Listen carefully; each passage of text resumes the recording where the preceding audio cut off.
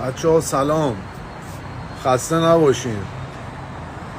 امیدوارم که روز خوبی رو در کوکیلویه و بوی رحمت داشته باشین بچه‌ها.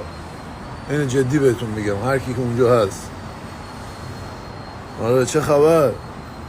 خونه ریاناست اون روبرو، منم همسایه‌شم، در جریان باشین دیگه. خلاصه تو اله، یعنی اگه خدای نکرده زلزله تو کمربندی که چون کمربند تهران و کمربند اله تو یه خط استوایی گراهامبل هستن، یعنی اگه اینجا به گایدم بره یه روزگاری خدای نکرده منم بغل اینم دیگه. اگه این حالا بخواد بمیره و من خدای نکرده منم بخوام بمیرم، اون خدای نکرده چی نشه، منظورم که کنار همین.